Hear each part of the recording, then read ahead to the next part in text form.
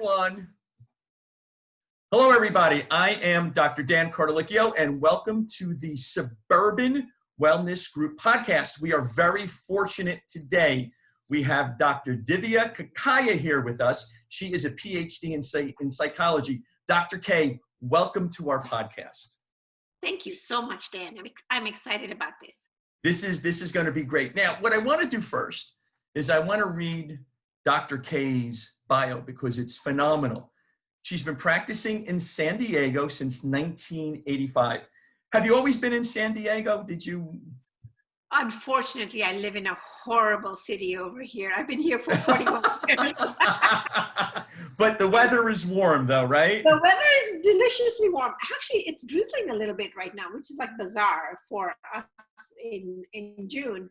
But it's called the June gloom is what we call it. We call it the June gloom. Okay. So Dr. K has been in San Diego since 1985. Extensive experience, and she is one of the foremost leaders in the field of brain training, post-doctoral degree, Master of Science in Psychopharmacology, which prepares her to be an integrative psychologist. I love that. Dr. K's Brain Wellness Center incorporates treatment modalities that are on the cutting edge of brain, neuro-circuitry, and biochemistry, utilizing biofeedback, neurofeedback treatment for the last 11 years with tremendous success. She works with specialist naturopathic doctors, chiropractors, pharmacogenetics, acupuncturists, psychiatrists, getting great results, looking also, and I love this, the gut-brain connection, especially its important role that nutrition plays in it. Also successfully treating brain injuries, depression, anxiety, loss of focus, concentration, ADD, ADHD, learning disorders, OCD, Tourette's, seizures, fibromyalgia, and spectrum conditions such as autism and Asperger's using neurofeedback. Dr. K, thank you for being with us. That is one fabulous bio. How did you get interested in the brain? That's what I wanted to ask you first. How did you get interested in the brain? Good question. Well, as a psychologist, you're always kind of working with the mind, right? Because we're working with thoughts and you're working with feelings and you have a lot of that going on. And I think that for me, I've always been like a researcher. So I'm always looking at biological processes. And in my past life, I treated eating disorders. I call it my past life because I was in that world for a very long time. Right. And with medical conditions like those, you always needed to be looking at biological processes that are going on, because now we know for sure that there's a strong biological drive with eating disorders as well. So it's in the genes, there's a biological component. Correct. So I always wanted to keep myself kind of like ahead of the game in terms of understanding biochemistry, understanding the body, understanding the brain. And of course, my entry into the brain occurred because I have this amazing young man who happens to be my son, who I knew as I was working with him in elementary school and middle school that there were going to be some challenges with that brain because of an inattentive component to his brain. So I knew that, and so it was kind of very synchronous that around the time that I was completing my postdoctoral degree, which taught me all of my current knowledge I have about the brain, it was around that time is when he was in his 6th grade and we were having some of these struggles with homework. And I happened to run into a colleague who treats using neurofeedback, and I was off and running with that. Yeah. You just went off and running with it. It's interesting that you mentioned that. I have a background in functional neurology, and my son, in addition to, has this inattentive way about him doing homework. And it's very difficult to do homework right now with him being home because school was canceled because of COVID. And there's a lot of, there's a lot of give and take in it. And it's very difficult at times to get them to sit down and to do their homework. Eventually we did the testing, and he had a mixed mild ADHD type of a situation. And so we work with it nutritionally. We see, there's a neuropsychologist, and he's doing better. However, the issues are still there. And what I'm going to love about this podcast is that we've done so many podcasts about immunity, body's immunity, and COVID. And what we're going to be talking today about is post-traumatic stress disorder, emotional immunity, which you coined. I love that, emotional immunity. And we're going to talk about trauma, and we're going to talk about COVID and how it all relates. So from a neuroscience perspective, tell me about what happens with the brain when it goes through a traumatic situation. We have COVID going on. There's a lot of things going on right now. There's a lot of trauma going on. What happens to the brain with this trauma? So I think one of the best ways to sort of think about trauma is to think of it as an event that is out of the ordinary that occurs in our life, right? Mm-hmm. We're kind of merrily going along. March 10th, March 11th, March 12th, we were thinking, okay, there seems to be this virus from Wuhan that's around, mm-hmm. but boom, before we know it, March 13th, a lot of my patients call it Friday the 13th. That it seems like this entire 3 months have been kind of like Friday the 13th, just never ending. Right? That's how people have felt. Sure. The trauma is when we have something out of the ordinary that occurs that is unpredictable, that sort of suddenly emerges on us, right? Mm-hmm. So you might have, like, if there's a plane going overhead right now and it suddenly crashes into my neighborhood, that is definitely a traumatic event that we're going to experience. Sure. It happens in the brain because the brain is interested only in one thing, and that is its survival. Right? The brain is very committed to its survival, which is why we can be 95 years old and be very alert and be doing all the joyful things we do in life. Because what the brain wants to do is the brain wants to live, and the brain wants to live a healthy, happy life. When a traumatic event occurs to the brain, what occurs is that we kind of go into one of these three responses. You fight, you run away, you flee, or you get frozen. So in the brain, as the brain is attempting to cope with this very unexpected event that comes up, the brain knows that to protect itself, either it needs to pretend like it's dead, which is the freeze, or it needs to get out there and become the tiger and go fight it, or it needs to run away as far as possible it can. And in terms of in terms of the brain, electrical activity in the brain, we have three neural networks that get affected in the brain with trauma. So these have been studied. We have a lot of research with these neural networks. And these three are, one of them is the default mode network. Then we have the salience network, and then we have the central executive network. So the default mode network is kind of like in the frontal area of the brain. So basically, we have what I always talk about the brain in terms of like our primitive brain, which is the part of the brain that wants to protect itself and get itself out of danger. Right. So that primitive brain comes online, and then in a case of the trauma, our executive functioning, the part of us that can say, well, it's okay. Take a deep breath. It's okay. This can change things around. We can do this. We can do that. That's what I call the upstairs brain. And some of those default mode networks are there. So the brain is directly impacted by trauma in terms of what happens in the electrical networks in the brain. Right. So you were talking about how the brain gets frozen and how it fights. Is there a way to determine which individual may fight or which individual may get frozen? Because in life, you have those that can overcome a little bit more, those that are a little bit more resilient, if you will.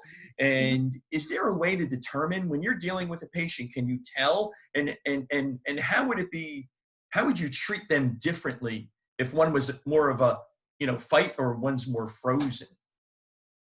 I think so. What we know from research is that out of a group of 100 people that have experienced the same traumatic event, 20% of those folks will develop PTSD and 80% will not.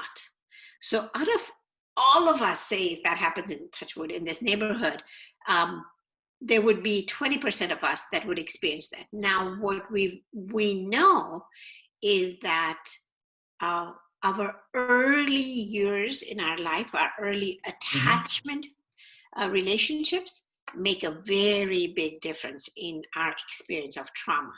Interesting. So when we're being raised in the families that we're being raised in, if we have attachment with parents or with caretakers, where the attachment with them is a stable attachment, what we call a secure attachment, then those people are able to have that resiliency. And they don't necessarily need to jump into one of these three modes of functioning. What they may do is they're able to bring in their executive functioning part of their brain, and they're able to try to make sense of it. Because in those earlier years, if things were rocky and something happened, if there was a parent that was there listening to your feelings and your thoughts about it, then you knew that you were going to be taken care of. So that child, that inner child, in psychology, we often talk about the adult you taking care of that inner child in you, right? Right. If that child has been traumatized in some way in their earlier years, they're more likely to be at risk for developing complicated reactions from the trauma. So if you had that unstable relationships growing up, it would be, that would lead to an individual having more of the post-traumatic stress that's going on. How does that relate to COVID? You heard all about this, and all of a sudden we have COVID. We're in, you can get a lot of anxiety when it comes to this, right? And I'm sure you're seeing patients. So how does this relate to COVID? So the way it relates to COVID, I think the classic way, and I knew, and when you and I were talking last week, one of the things that we know is that because of how abruptly the stay-at-home orders came on us, there was a lot of everybody shut down. It was almost commanded to us to freeze. So the way it relates to COVID is we were told, because we wanted to be good citizens and we wanted to follow and we wanted to bring down that curve. We will do anything we were told, because there was so much fear about death, right? So much fear about dying from this disease, and this disease seemed like, and when they were showing us pictures, and so all of that media consumption we did as COVID kind of came on, that in itself actually enhanced the fear we already felt about what was going on and why we needed to be good citizens and follow the guidelines. So I think the way it relates to COVID is, I believe that COVID is one of those experiences that, as I mentioned, trauma. It's a trauma experience. One of those experiences that's out of the ordinary. When have we ever hunkered down for 3 long months? No, we haven't. I do remember in the 1970s here in New Jersey, we were going through, I think it was the swine flu, and our schools and some, we were told, we go home, quarantine for 1 week, but we didn't listen. We were young, our immune systems were strong, and we went out. And it was interesting that you mentioned the media, and I'm not going to bash the media, but you listen to the media, and it's very stressful. As a matter of fact, my wife at one point in time, I said to her, honey, stop listening. You have to stop listening, because every day you're hearing about so many different aspects of this. And the media can have a very powerful, impact on your psychological well-being. And on the brain. I mean, I think the media, and if you look at the screen, the way the screen is, and they would have all the numbers on the side, and there were these banners at the bottom, all in red. There's a lot of red that gets used, and then you saw the image of the coronavirus, and all of that was a way in which we were just hijacked into more and more and more fear. And, Right. and I think that fear is a very powerful motivator that can be used to move people into like all kinds of directions, as we know, right? Right. So I think that part of so some of what I was urging people to do through the onset of COVID is reduce your consumption of media. That was my next question. Were you telling your patients stop? And I think even now, with all the peaceful protests that are happening, what media will be doing is they're going to be showing us the violence in those peaceful protests. Because we know across the country, with all the protests that are going on, that media only wants things that will sensationalize it and bring fear and then get us hooked to it. Because media knows really well that we get hooked by fear. Right. And so the fear can bring out the best and can bring out the worst. And now what happens is we have two situations that are happening one after the other. And so now there's even more anxiety because you're seeing on, like you said, on the screen, because it's here also in the Northeast where you're looking at the screen and you see number of new cases, number of deaths. We never saw the number of individuals who recovered, which again, not that you and we're not going to tell our patients to run out into society and you're going to go to the movie theater tomorrow, right? We're not going to recommend that. However, you would look at that and you would say, I have a chance to survive because 99.8, whatever it was, 783% was going to survive this. And so, you don't have that anxiety. Now you have the turmoil that's going on right now, and you're only seeing, the violent aspect of it instead of the peaceful aspect where people are standing shoulder to shoulder and they're saying, holding each other. And also I think one of the biggest reasons why so many people, I think what happened with COVID, and this is emotional immunity too, is what happened with COVID is COVID equalized all of us. It didn't matter what SES group you came from. It didn't matter what your background was. Right. If a virus was going to come to you, it was going to come to you. It was coming in all communities. It's not specific for one individual or anything. If it's coming, it's coming. Yeah, exactly. And then since it became such a leveling field for all of us, and remember the hashtag through most of the last 3 months has been hashtag we're all in this together. Right. Okay? So our brains again got programmed for the last 3 months to be thinking we're all in this together. So what happens when we have Mr. Floyd who gets killed? I call it lynched because of it was on the neck, and it was like you might as well have put a rope around his neck. Right. So, and everybody's glued to their televisions. So people actually saw that image of those 8 minutes and 46 seconds. Yes. So again, the emotional brain got impacted. And we've got this thing that's going on, which is we're all in this together. And people had been cloistered for 3 months.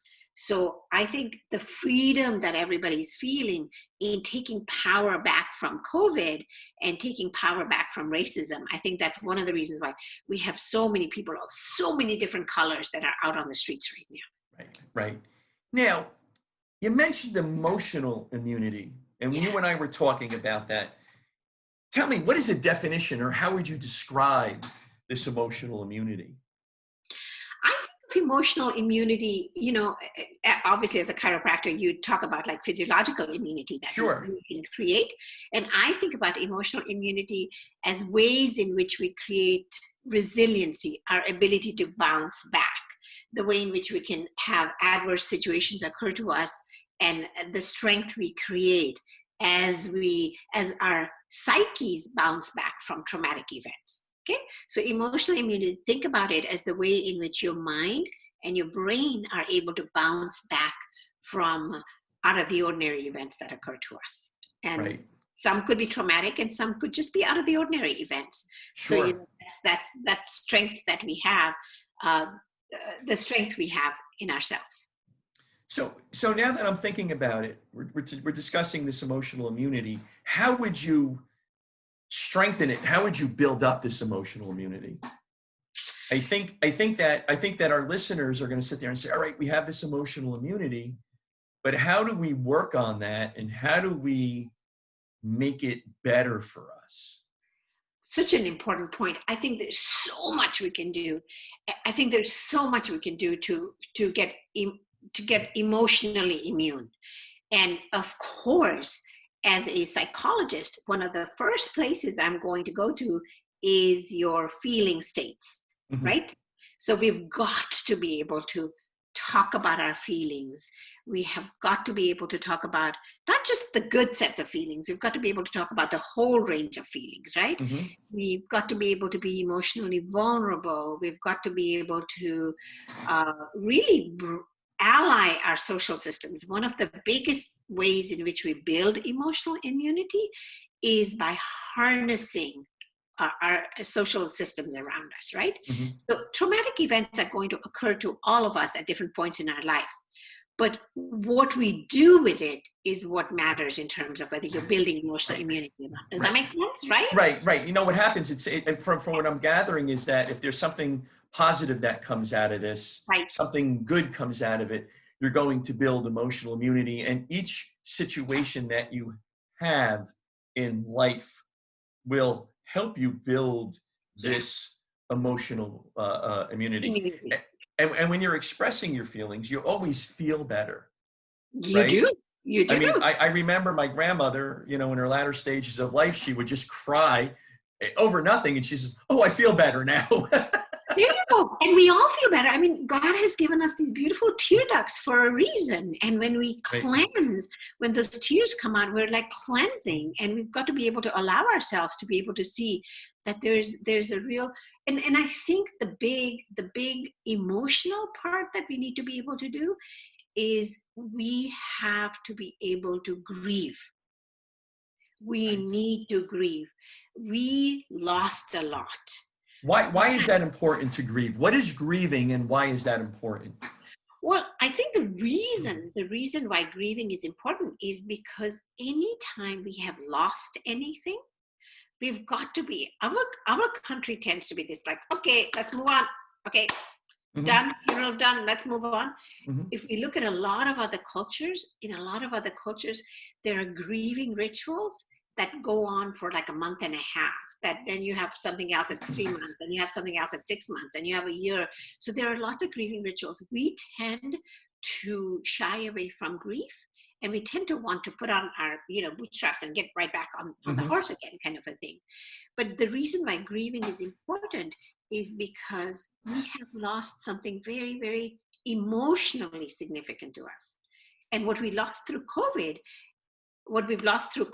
and I'll talk about what we lost through racism, what we've lost through COVID is our sense of safety, like our core sense of safety. And that's important, safety, because everybody wants to feel safe in their homes, in their community, in society. You want to be able to go out, even if you're just going to go for a walk with the dogs, with the family around the block. They don't want to have to look, around and say, what's going on? Is there a virus? Is, anything. It could be anything. So grieving is important because we lost a lot. Think about all of our children. My son lost his college graduation. He lost his last semester at college when they were looking forward to, doing so many things. Right. We lost, like high schoolers lost their prom, they lost their dances, they lost all these rituals. We as a society, when we go from event to event to event, we have certain rituals that marks the beginning and the end of one event and the next event. Right. So grieving is important, because we did lose a lot. And once we grieve, as we're able to grieve, then what happens very organically, because our brain wants to be happy and the brain wants to be healthy, right? So then when we allow ourselves to grieve, what occurs is then automatically we're able to come up with these resilient solutions to what do I do next? What do I do next? How can I feel sad and do the next too? And I think that's important because you come up with a positive solution Absolutely. to a situation that is occurring, and that builds your executive functions Yes. so that the next time you go through something that's traumatic, you can deal with this better. And I can tell you that my son, he lost his friends. Not that he lost them physically. He lost them emotionally. He lost them emotionally. And for him being 12 years old, Dr. K, it was huge, because I remember coming home on a Friday afternoon and he was on the couch crying.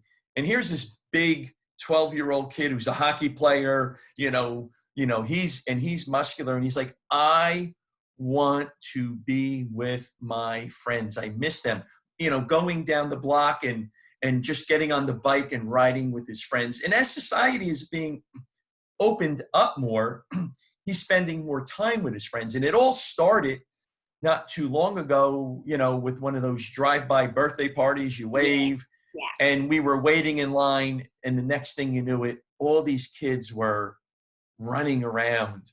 And it was like they haven't seen each other, Dr. K, for years. Not that we lost them. That's so important for all of us. Right. And not that we lost them, but they were gone for hours. And, we were like, we're tired. We want to go home. It's 5:00. Where are the kids? They didn't come back for such a long, but they were having such a good time. And the other point I want to bring up, I understand what you're saying about the grieving process. Yeah. It's important to grieve, because my father passed away when he was 71. It's about 10 years ago. And I grew up in a very strong Italian-American immigrant family. Yes. I wrote, when you were talking about grieving, the word that I wrote down was stoic. We were stoic. We were tough, and we moved on. And I will tell you, for 6 months after my father passed, and my family will corroborate this, is I had ear infection after ear infection after sinus infection, because I was stoic until I said, I have to deal with this. Good. I have to deal with it. I have to take a look at this, and I have to go through this process. And it took me a period of time to figure out how to go through the process, because again, my family, the males especially, we were the strong, silent type. And we got up the next day, we went to work, and I still have some of that. Yeah. But this was my father. So I had to take a look at it. And once I was able to come to grips and grieve, did I feel like the weight was lifted off of my shoulder. Well, and so what was really happening is that repressed grief shows up in the emotional molecules of our body. Mm-hmm. Okay? And so if we imagine, so you can see that, suppressing that grief, there were so many symptoms in the body that started to emerge, right? Mm-hmm. When we look at the bodies of our African American communities that have experienced trauma for 400 years on their bodies via slavery, it's going to take another 11 to 20 generations of us coming out, because what's happening in the streets right now is grieving. People are grieving the freedoms that people have lost for centuries, right? So we know that when enough grief sort of comes through, and my guess is that we'll continue to have many more peaceful riots, many more peaceful demonstrations, until folks feel heard and understood and validated, and until we all that have the privilege that we have are able to create the space and stand side by side with our Black friends. And I think as we do that, but imagine that if that amount of repression with your dad showed up as so many body events, we can see why COVID has been disproportionately affecting communities of color, because there's so much trauma that resides in the body that's not resolved trauma. Does that make sense? That makes sense. I think that understanding and the validation aspect of it is very important, because I know that for myself, you know, I have been talking to many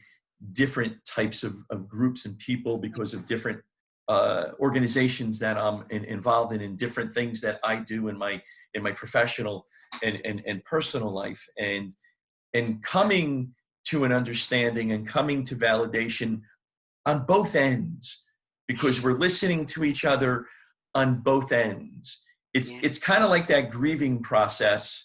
You know, we're talking about, we're talking about post-traumatic stress disorder, and we're talking about emotional immunity, and understanding and validating, having that two-way communication. You feel like, oh, okay, I understand exactly what you're talking about, and you understand me, and we're communicating, what it is, and it's all good, because at the end of the day, I think we all want the same thing. I think we all want love. We want love, and we want to feel heard. Right. We want to feel understood. And I think in terms of building emotional immunity, that is actually one of the bigger things that we do have control over. So, when traumatic events occur to us, and we do little things that give us a sense of agency and a sense of control.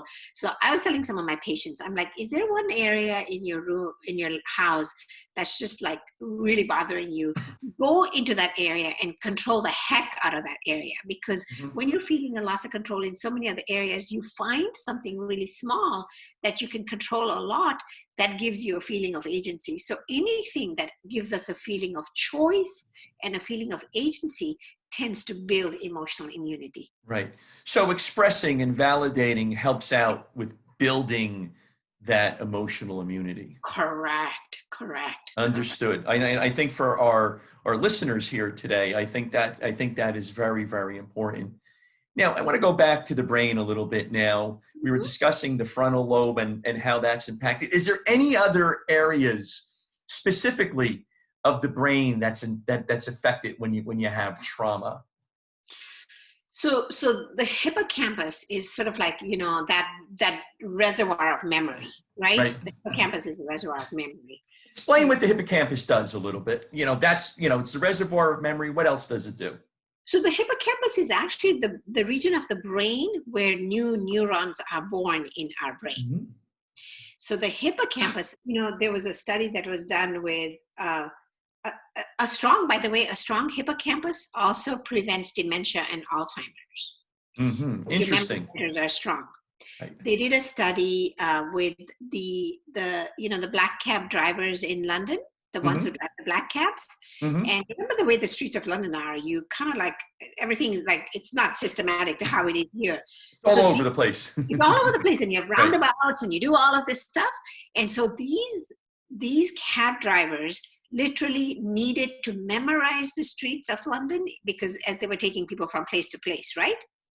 What they found when they did brain MRIs of these guys, comparing it to other normal controls, that their hippocampus was incredibly dense and strong and powerful because of the amount of memorization they had done. And that group also tended to not have Alzheimer's or dementia or anything like that. So it was like very, very clear that the more we do, so where the hippocampus comes in terms of trauma is it's the reservoir of emotional memories as well. And when we experience a traumatic event, typically what gets embedded in there is the memory of that trauma gets embedded in there. So what we want to be able to do as we do some of the therapies that we do with trauma, like, we've got neurofeedback, we've got EMDR. Right, we're going to get into that. Yes, that's all very interesting. Yes.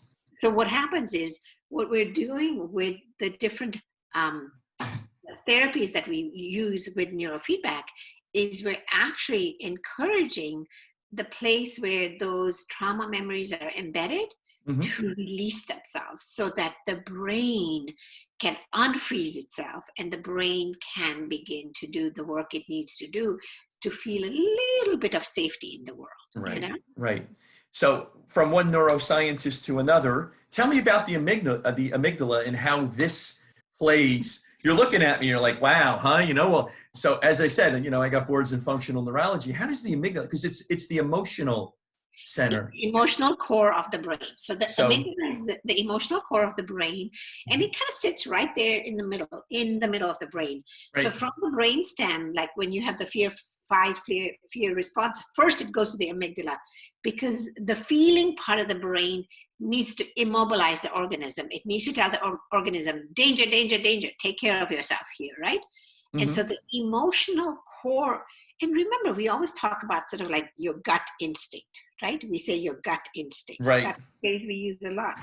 So right. that because your instinct, you're given an emotional clue that something feels awry over here. So when we talked about building emotional immunity by talking about your feelings, Mm-hmm. part of what we're doing is we're giving the amygdala a chance to continue its healthy functioning, because the amygdala picks up a lot of feelings, but it needs to have an outlet and an expression of those feelings. So we begin to feel better about our world when whatever those feelings are that we got hijacked with, we can talk Mm-hmm. about those feelings. So Right. that's one of the reasons why one of the ways we build immunity, emotional immunity, is you gather with people who you can talk to and talk. So I'm not suggesting, for example, spend 24/7 talking about COVID, or spend 24/7 talking about what's going on with the demonstrations, but Right. talk about your feelings about Right. what's going on, and that makes a huge difference for the brain in terms of if we make ourselves too much of a thinking brain, that's imbalance. If we make ourselves too much of a feeling brain, that's imbalance. If we right. So what we want to do is Right. we want to balance in the brain. You want to balance it out. Yeah. Let's get into some treatments now. You're doing neurofeedback. Uh-huh. Tell me, how does neurofeedback fit in to the post-traumatic stress disorder and the emotional immunity, and how it helps the brain? That would be the first question, or the first two questions are, how does neurofeedback fit in, and how does it start healing and helping the brain? Now I'm leaning in now. I'm leaning in because I've been leaning in all throughout this conversation. This is very interesting. Yeah, it is. And I think so the number one concept we've got to understand before we even talk about neurofeedback is what I call brain plasticity. Okay? I was waiting for you to say that. Well, and we have to talk about brain plasticity. 100%. Because we used to think and a lot of people still think the first 5 years of your life are the most core important years. In your teenage years, you lay down some more pathways, all kinds of things like that. What we know is that at any point in our life, you could have a person that's 94 years old and their brain is still capable of integrating a lot of change there. It's capable of getting better and improving and doing a lot of change. So what we can do is we can make sure that we understand that whether you're 42 years old, you're 58 years old, you're 78 years old, you're 94 years old, that when given the right food to the brain, the brain is very capable of rewiring, reorganizing, reestablishing new pathways for itself. The other piece that I kind of talk a little bit about, because I'm sure you've done this with the other podcasts too, is talking about, so neuroplasticity of the brain is very important. The other chemical that I like to make sure people make friends with or know about is a chemical called Bdnf. So that's your brain-derived neurotropic factor.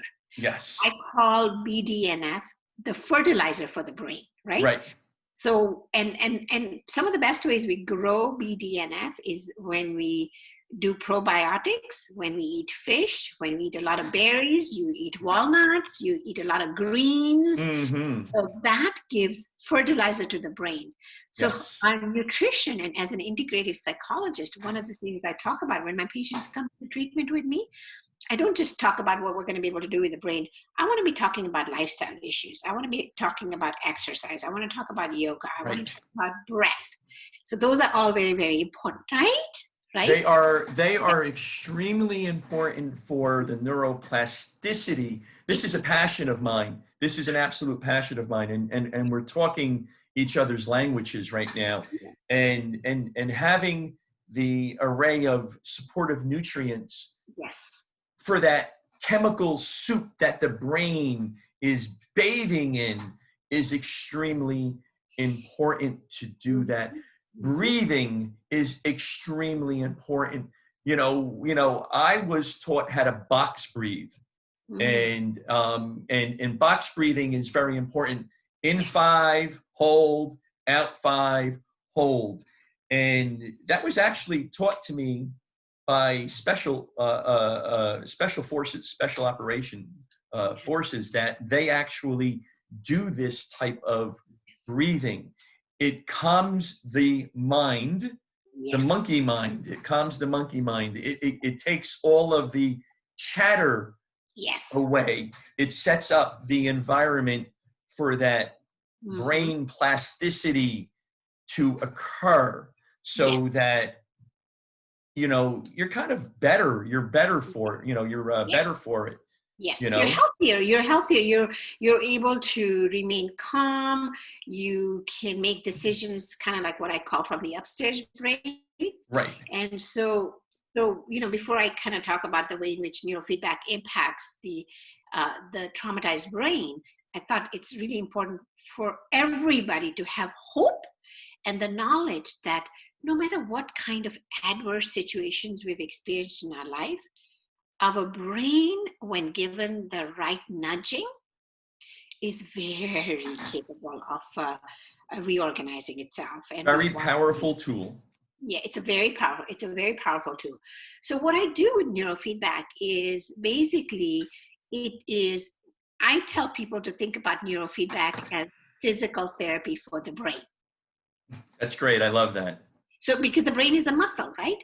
And the muscle has been exercised in certain ways, and the muscle needs to exercise in certain other ways in order for that muscle to be stronger, healthier, more powerful, and serve you better, right? So you think about, you know, when we do a certain number of sit-ups, we're building our core. In the same way, what we're doing with neurofeedback is we place certain sensors in different regions of the brain. And I have a few kinds of systems, but one of my systems, there's visual feedback, there's auditory feedback, and then there's tactile. There's a teddy bear on your lap. So I pick up the signals from your brain on my software. I'm adjusting things so that what I want to do is when you go into the the range of your brain that I'd like your brain to go to, the brain receives a reward because the music gets louder, the monkey buzzes more, and the tunnels open up more with more expansiveness, right? So to be thinking about neurofeedback as a way in which, if you're working with a trainer and you just did, like, you know, a 5-minute plank, and he's like, okay, you can do a half an hour more, so half a minute more or something. Right. So what we're doing with neurofeedback is we're taking the brain to a certain place, and we're nudging it to remain there, and we're giving it reinforcement for it to stay there. And then the brain is so smart, because the brain is like, wow, I did that.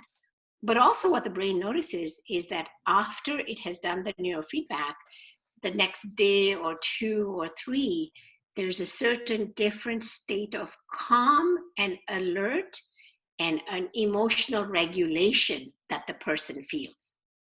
So then the person is able to, the mind is able to connect that came from neurofeedback.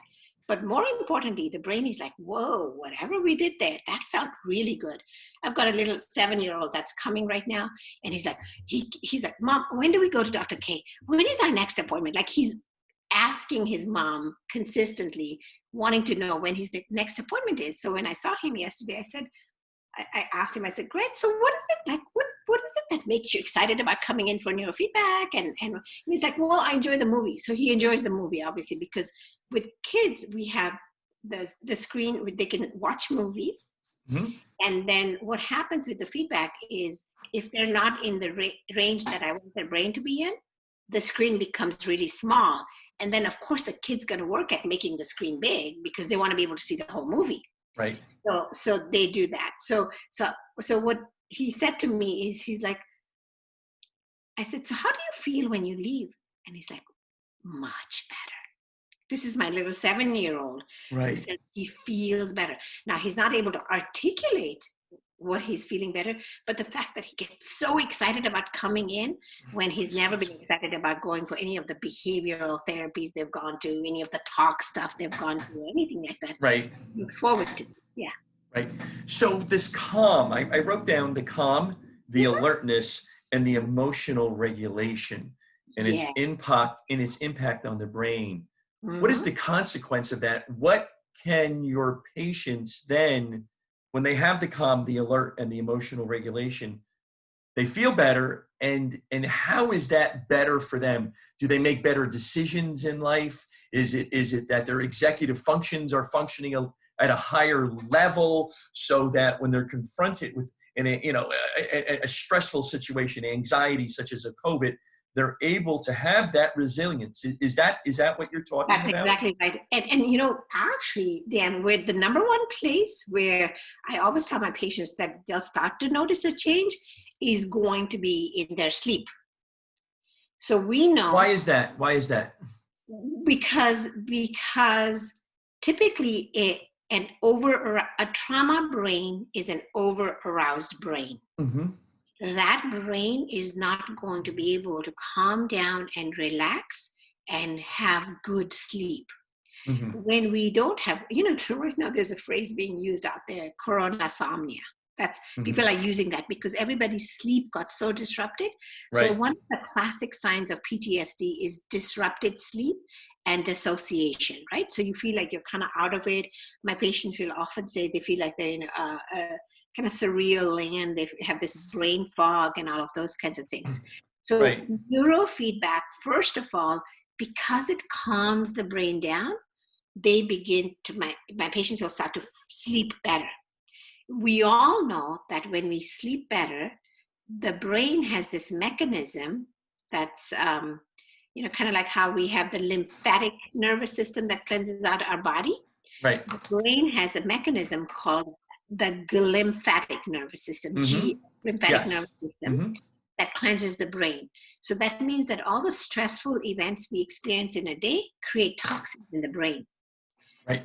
There's also a link between people who don't sleep well and Alzheimer's, right? We know that there's a link there. Right. Sleep is very restorative, sleep is very cleansing, and sleep is very healing. Yes, it is. When we start to sleep better, neurofeedback, I always tell my patients, yes, anxiety will go down, but what's going to happen is you're going to have some gnarly dreams. A lot of people said they don't remember their dreams. You'll have gnarly dreams because your brain is going to be cleansing itself more. And as a result of that, you'll start to feel better. You'll wake up in the morning more refreshed. You'll have energy in the day. And there's emotional immunity is really reduced emotional reactivity. Right. Right. So you're not reacting in a negative way. No, yes. Not negative. You're not reacting in a hypervigilant way. When you're Understood. I understand. Right. I mean, one of the things I wrote down when you were talking about restorative sleep, and I think this is important because for me, being a clinical nutritionist, one of the questions I ask them, not one of them, I always ask them, how is your sleep patterns? Are you being able to sleep? Do you have that deep restorative sleep? Because I want to know that, because it's important, because we have cortisol that's running around in our system, and we want to look at that from a clinical nutritional aspect. So you're looking at that from the neurofeedback and the nutritional aspect of it, because we want to have 7 to 9 hours of sleep. Yes. Can you talk about sleep and how sleep deprivation would adversely affect the brain and that neuroplasticity that goes on? So when we have sleep deprivation, so bottom line is when we have sleep deprivation, then the cleansing that the brain does, because what happens is that cerebrospinal fluid, when we sleep, during the times that we dream is when the neurons shrink, and the cerebrospinal fluid flushes through the brain, removes all the toxins, and flushes it back out again.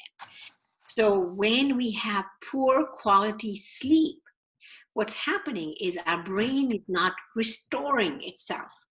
The brain is not cleansing itself. It's not rejuvenating itself. It's not restoring. So think about our body. If we keep pushing our body and we keep not putting good nutrients into our body is going to respond in some ways with a lot more fatigue. We want to be able to have energy. We want to be able to do the things we want to do. We want to be focused and a whole bunch of different things like that, right? So sleep in that sense, deep quality sleep is one of the best gifts that we can give our brain. It really is, yeah. Right, and it goes back to what you were saying before, because what I'm getting a sense of in your private practice is that you are treating your patients and you have multi-modalities, neurofeedback, there's nutrition, and there's lifestyle changes, because a lot of, in my world, you can see that chronic lifestyle diseases, diabetes, diabetes, cardiovascular disease, autoimmune types of conditions, obesity comes from a chronic lifestyle disease, whether it was from poor eating or as a old football coach used to say to me, when we were going through a tough time, you got stinking thinking going on in your head. We gotta change that to a more positive outlook. So you're attacking these conditions on many different fronts. Absolutely. And you tell me about your success rate in doing this. Wow. The majority of the people who actually come to us come because they do not want to be on psychiatric medications for their and that was going to be our next part of our conversation. And it's really fascinating to me because, here, when I went for that postdoctoral degree in psychopharmacology, I went to get that degree in order to actually become a medical psychologist who was going to write the prescriptions. And then I made a complete U-turn. I was always in the integrative world, but I made a huge U-turn, much more into the integrative world. So the success I see is people are not put on these medications with these horrible negative side effects. My kiddos with ADHD, especially, we never medicated my son from age, 6th grade on. Homework, oh my God, Dan, homework that was an hour and a half long could take us, as you know, could take us 4 to 5 hours. I was going to say 5 hours. It could take you 5 hours. And I'm supposed to be a psychologist. I'm supposed to be patient, and I'm losing my top, and so just processing. So success rates are, kids start to do better in school. Adults who have had trauma begin to actually feel for the first time that they're living life and that they can calm down that hypervigilance, and they stop having flashbacks. They stop having these sensitive episodes. They start sleeping better.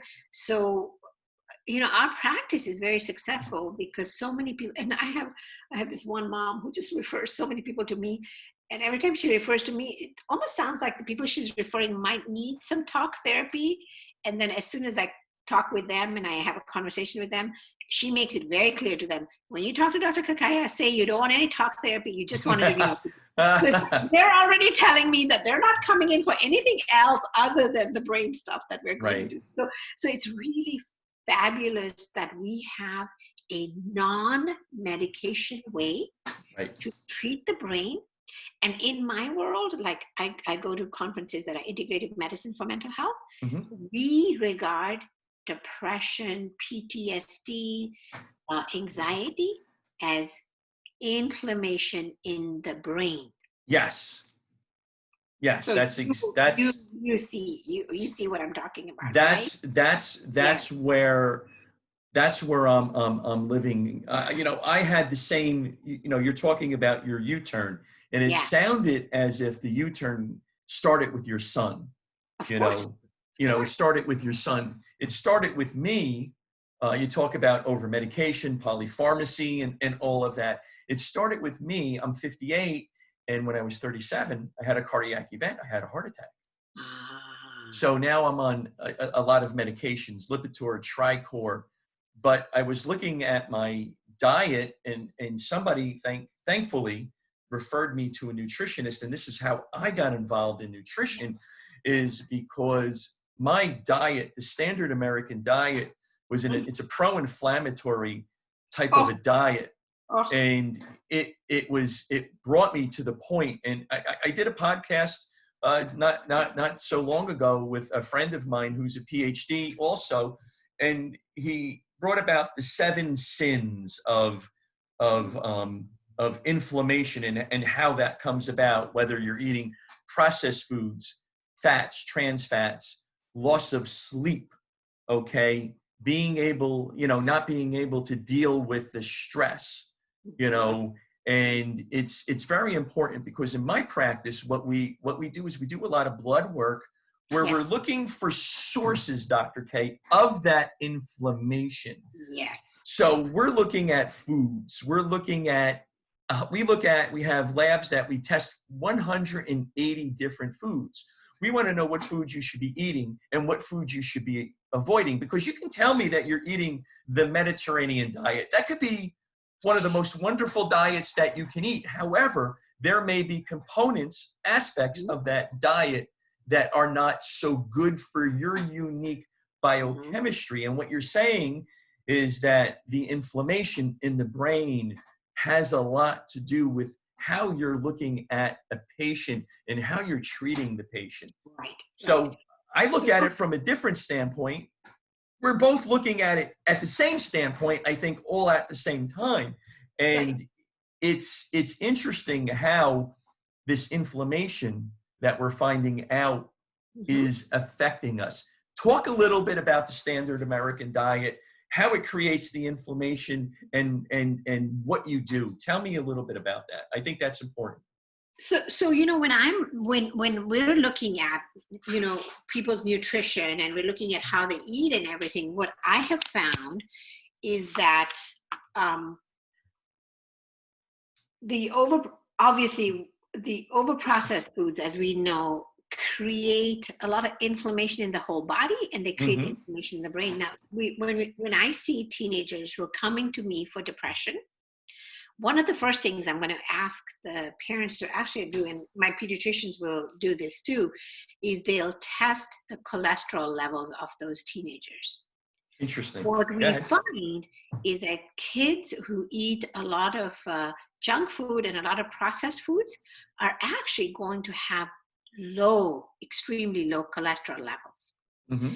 for the teenagers. And then as soon as and they're showing signs of depression, they're showing signs of suicidality. When their cholesterol levels get brought into more of your higher, because the brain is such a beautiful organ that needs Mm-hmm. a lot of fat.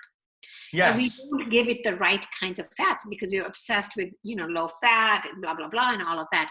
So we're Right. not giving the appropriate amount of fat to the brain for the brain cells to work Right. appropriately, as efficiently as it can. So I think one of the other things that the reason I like having my patients be looking at how they're eating, what they're eating, but also more importantly, how that affects their brain. When I talk about these brain conditions as inflammation in the brain, a big thing, Dan, that I'm doing is I'm destigmatizing mental illness, Yes. right? I rarely talk about mental illness now. I talk about brain health conditions. I think that's a very important piece we do, because when people say, oh, I'm going to go see a psychologist, there's so much stigma around that. Right. But the Right. brain is an organ just like any other brain. So if we're going to put this delicious Right. food in our body, why are we not thinking about what is my brain like? What do I want to give my brain that's good? So food for the brain, food, eating all colors of the rainbow. We talk about that a lot. Sure. And eating, eating for the brain, eating food, because the brain is that machine, like what, I think 20% of the nutrients we put into our body go directly to the brain. It's the most metabolically active organ of the body. Yes, it is. And I love that you talk about brain health as opposed to, I love that mental health. I love that. I really love that, because in growing up, again, in my neighborhood, you're going to go see a shrink. That was you're right? A wuss. If you do that, you're a wuss. You can't like pull your stuff together, Right. What is that? What is that? And there was a big stigmata to that. And I love that you're calling it brain health. I love that you mentioned that healthy fats are really good for your brain. And a lot of people hear about fats and they say, oh, fats are bad. Fats are bad. So you can talk about like an omega-3 fatty acid, for a child, DHA, EPA is very good. That's an omega-3 fatty acid, because the standard American diet is higher in the omega-6 fatty acids, which is a pro-inflammatory state. You want to stay away from those. Corn oils, cakes, candies, cookies. So if you're depressed, those are foods you don't want to eat at all.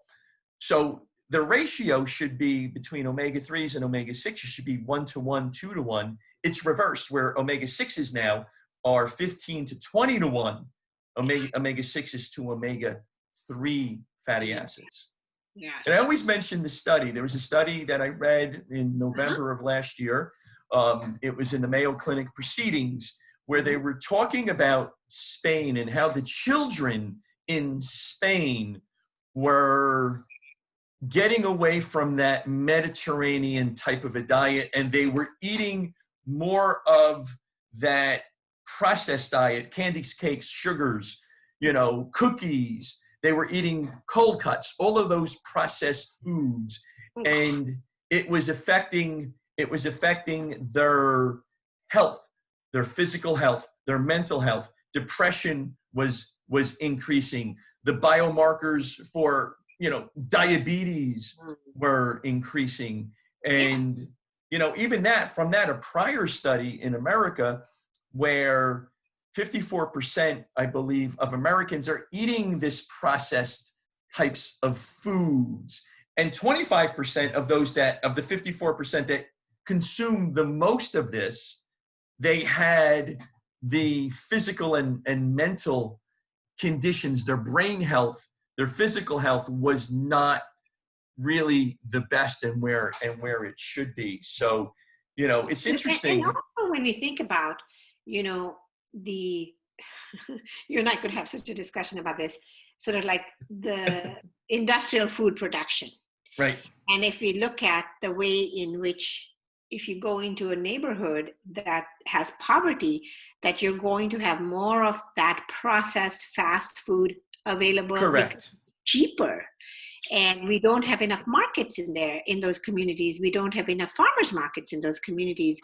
And then we turn around when we look at an event like COVID that occurred, and we see, why is it that those communities where those processed foods that are so much cheaper, which is why they're there, and that's the community that has been so impacted by COVID as COVID has come around. Yes, so it is. I think there's a movement that we need to be able to have to be able to bring these kinds of farms in these communities, and growing your own vegetables and growing your own food and making your own chickens there and all of that I think brings the whole community. You are hitting on a very important point, and I don't know when it changed, because in growing up where I grew up in northern New Jersey, I grew up in a very immigrant Italian-American community. However, we had peddlers, just like they had in the old country, where they would bring fruits and vegetables fresh. So they would come out and they were speaking Italian and they were singing some type of song. And I remember my great-grandmother, my grandmother, and my mother going out, and they were buying fresh fruits and vegetables. When you mentioned chickens, fresh chickens, there was a store where a block away, where fresh chickens were brought in. I don't know, at one point in time, it changed. I know. Because when I was growing up, that was what we ate. As a matter of fact, we never had like this cupboard filled with boxes of food. Exactly. There was no boxes of foods, but somewhere in the 70s, it did become that, you know, mid-late 70s, where it did become that. You know, you had the TV dinners and so forth and so on, right? And before that, I remember in the early to mid-70s, you know, they had these peddlers and you were able to eat fresh food, and they bought those fruits and vegetables daily. It wasn't something where you bought a week's worth of foods. Yes. It was done daily. I remember, yes. again, my great-grandmother, my grandmother, and my mother going out. I remember my father saying to my mom, hey honey, you know, I'll go out today. You know, what are we going to get? We're going to get strawberries. We're going to get, you know, these vegetables, and they were nutrient dense. Exactly. Exactly. Yeah, there has to be such a movement we start to create, and I love it, especially here in San Diego. We have more farmers markets. So we have a lot of farmers markets. So we all go shopping, and you know, we've got these boxes that get delivered to your home now, fresh fruits and vegetables. You can get those from local farmers in the area. So but we need to bring those privileges into our underserved communities. We really need to have a movement where we bring that,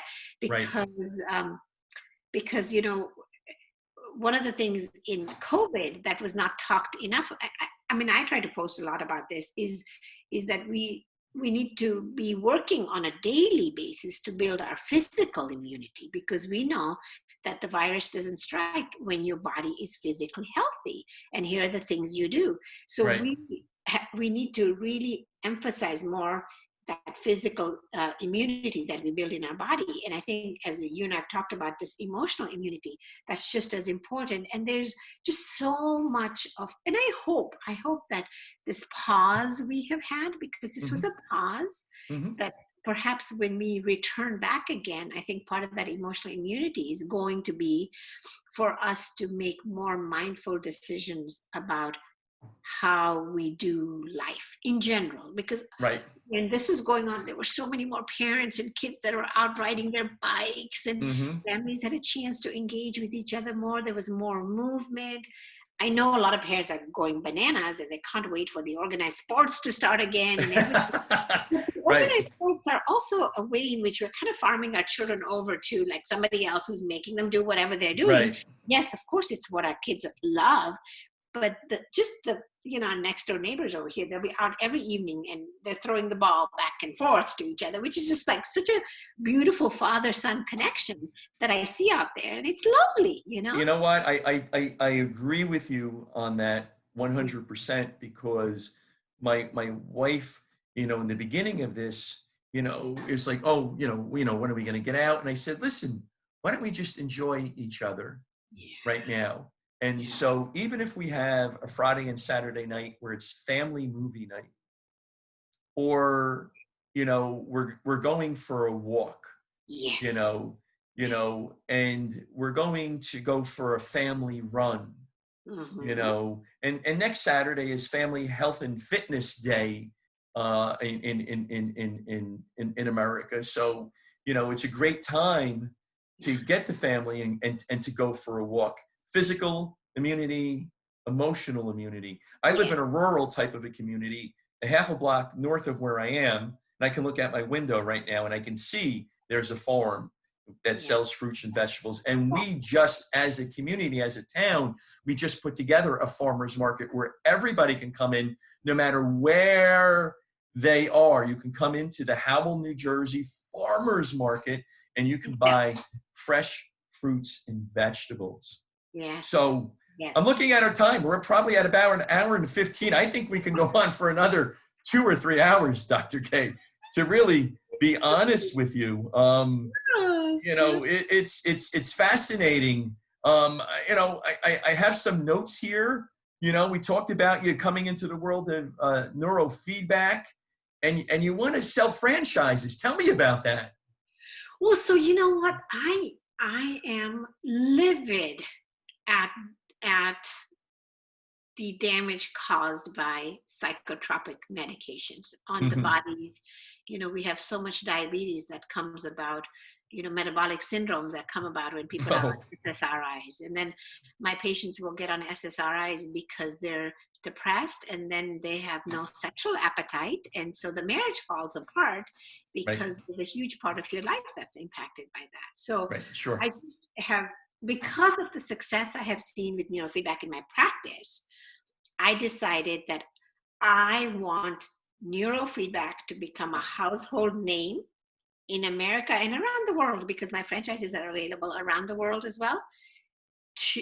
Just like how yoga is a household name, or Coke is a household name, or Prozac is a household name. So I have invested quite a bit of time, like for about 1.5 years, we've been getting all our systems set up, because a lot of people get very overwhelmed and intimidated about the idea of starting this brain training in their offices. And so what I've done as a franchise is I've created a product that would be very easy. Like the primary person who's in that business does not have to say, oh my gosh, does this mean I have to get retrained? No, I will teach you how to hire a person who will do the neurofeedback in your center. And so you're just adding that as an additional component to what you may be already doing. And I'm being very picky about who I'm going to be selling these franchises to, because I want them to be board certified professionals. I don't want any kind of quackery associated with it. Right. It's a very complex, it's a complicated treatment modality. And so when I work with the primary principal of a clinic or an agency or anything, then as I train their people, I will be very much involved in making sure that they're trained the right way, they're coached the right way, and that the main person running the clinic does not have to get all overwhelmed about the idea of incorporating a new modality. And I just think people will be like, once you bring neurofeedback on and you start to see the progress that I've seen, it's going to be like fire. So what you're looking for is licensed healthcare professionals, reputable licensed healthcare professionals, not somebody that's off the street. Oh, I want to do neurofeedback today. No. They've got to have some background. Yes. They have to have some background. How would they contact you for that? So they can go to my website. What's your website? It's www.healthywithin, WITHIN, healthywithin.com. And on my website, you'll see a section there that says own an office. When you click on that, everything that's involved in the money involved in it, I'm very transparent on that. What's required, you submit an information thing, and then I have a partner that I work with, and they'll work very closely with myself and that person. I usually answer a lot of the clinical questions, and then Carl, my business partner, will be the one who will handle. They have 40 years of experience in franchising, so I've done everything. I'm I'm a very ethical professional. I've crossed all my T's, dotted all my I's, so that 100%. The states know I'm in compliance with everything we need to do. And for those of our listeners who are thinking about seeing you professionally, they would go to healthywithin.com also. Yes. Okay. And then contact us. There's a contact us site there. My email is on there. My phone number is on there. They can. Why don't you share your phone number with all of our listeners? It's 858-622-0221. Dr. K, thank you very much for being on. I love this. This was a favorite podcast, and I knew it was going to be when we first spoke, because we were just we were going back and forth. We had rapid ideas. We're at 1 hour and 20 minutes right now, but I'm going to guarantee that all of us, all of the listeners, are going to stay, because it is a phenomenal podcast. Dr. K, thank you very much. Want to thank everybody for listening in, and make it a great day.